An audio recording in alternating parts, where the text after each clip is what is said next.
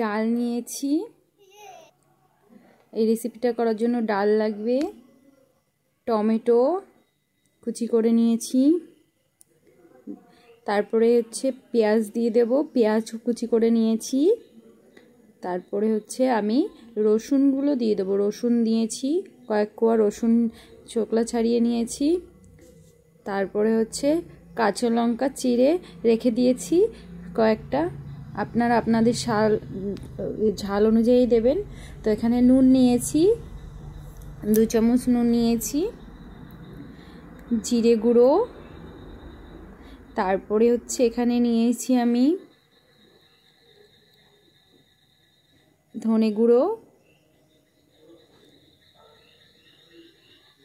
তারপরে একটু হলুদ গুঁড়ো দিচ্ছি, একটু লঙ্কার গুঁড়ি দিচ্ছি, লঙ্কার গুঁড়ি সামান্য অল্প একটু দিতে হবে, তারপরে একটু হলুদ গুঁড়ো দিচ্ছি,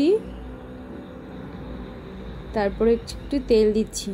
দেখো তেল দিতে দিতে আমার ছেলেও এখানে তেল দিয়ে দিচ্ছে, বলছে মা আমিও দেব।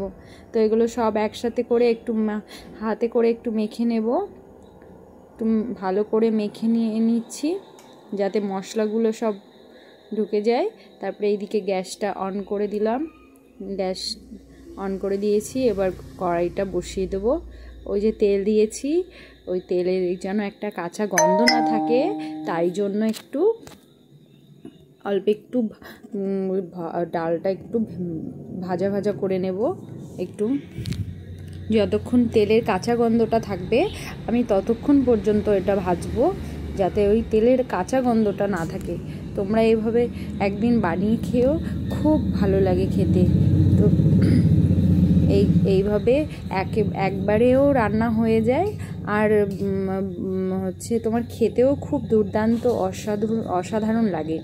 এইভাবে তোমরা একবার করে দিও। দেখো এদিকে আমার ডালটা ভাজা হয়ে গেছে। এখন আমি এখানে 1 কাপ পরিমাণে জল দেব, আর এখানে আমার জলটা আরেকটু লাগবে বলে আমি পরে আবার আরেকটু জল অ্যাড করে দেব।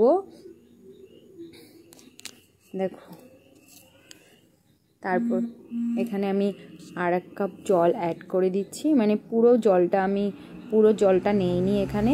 দেখো তারপরেও এখানে আমি ডালটা একটু নাড়িয়ে চাড়িয়ে এটা আমি এখন রান্না হতে দেব।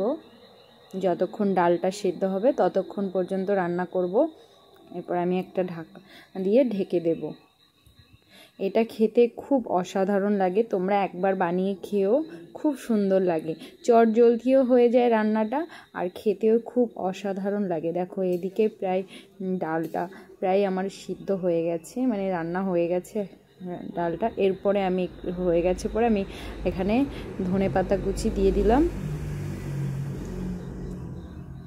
ধনেপাতা কুচি দিয়েছি, আর নামানোর আগে 1 চিমটের মতন একটু গরম মশলা দিয়েছি, যেটা আমার ভিডিও নেওয়া হয়নি। দেখো দেখতে কেমন হয়েছে দেখেছো, খেতেও কিন্তু খুব সুন্দর হয় আর খুব সুন্দর লাগে।